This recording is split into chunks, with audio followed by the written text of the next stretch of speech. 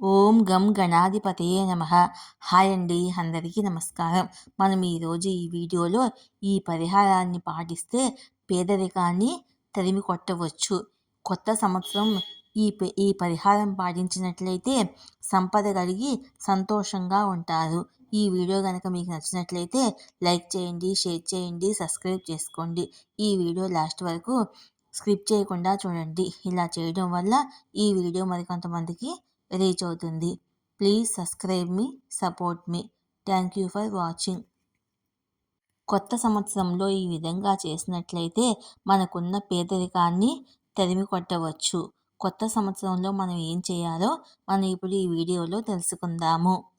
గణేశుణ్ణి పూజించడంతో పాటుగా మొదటి రోజు ఇలా చేయడం మంచిది.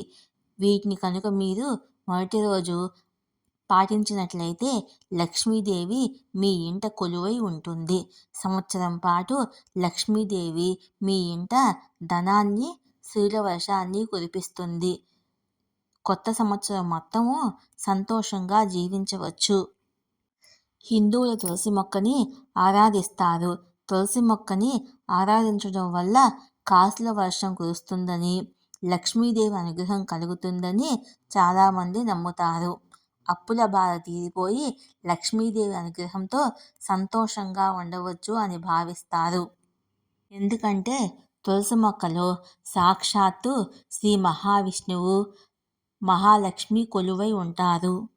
వారిని ఆరాధించడం వల్ల మనకున్న దారిద్ర్య బాధలంతా తొలగిపోతాయి.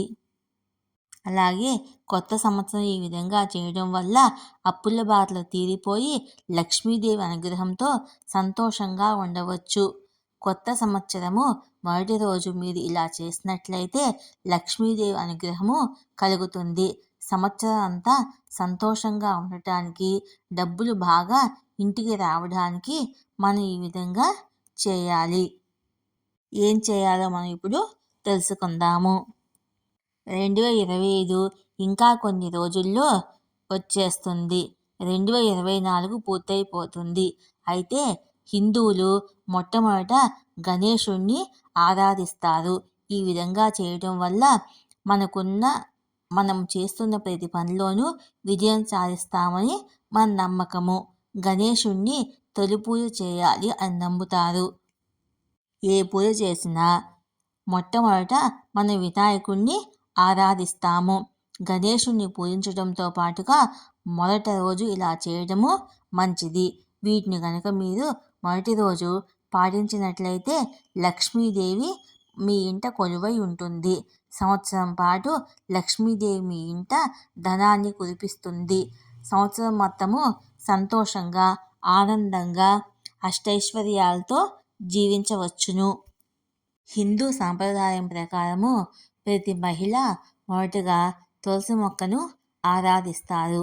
మొదటగా స్నానం చేసి తర్వాత తులసి కోట ముందు దీపం వెలిగించిన తర్వాతే మిగతా పూజా విధానాన్ని పాటిస్తారు. ఈ విధంగా చేయడం వల్ల తులసిమాత యొక్క, లక్ష్మీదేవి యొక్క సంపూర్ణ అనుగ్రహము మనకు కలుగుతుందని మన నమ్మకము. తులసి కోటలో 33,000 దేవతలు కొలువై ఉంటారని మన నమ్మకము. అలాగే తులసి కోట ముందు ప్రతినిత్యము దీపం వెలిగించి తులసిమాతను మన కోరికను చెప్పుకున్నట్లయితే అది తప్పకుండా నెరవేరుతుందని మన యొక్క ప్రగాఢ విశ్వాసము. తులసి మొక్కను ప్రతిరోజు మనం పూజిస్తూ ఉంటాము. తులసి కోట ముందు దీపాన్ని వెలిగిస్తాము. దాంతో పాటుగా మనం ఈ పరిహారాన్ని పాటించినట్లయితే ఆర్థిక ఇబ్బందులు అనేవే ఉండవు. లక్ష్మీదేవి నిత్యం మీ ఇంట కొలువై ఉంటుంది. తులసి మొక్కను పూజించడంతో పాటుగా ఈ పరిహారాన్ని పాటించినట్లయితే డబ్బుకు లోటు అనేదే ఉండదు.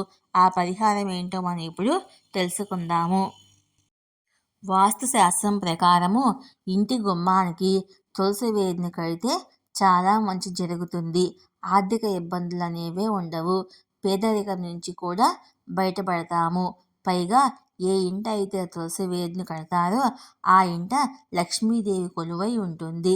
లక్ష్మీదేవి అనుగ్రహము ఎల్లప్పుడూ మనకు ఉంటుంది. అప్పుల బాధ నుంచి కూడా సులువుగా బయటపడతాము. కుటుంబ సభ్యులతో సంతోషంగా జీవించవచ్చు. తులసి వేరుని ఇంటికి కట్టే పద్ధతి ఏంటో మనం ఇప్పుడు తెలుసుకుందాము. మత విశ్వాసాల ప్రకారము లక్ష్మీదేవి చంచల స్వభావం కలిగి ఉంటుంది.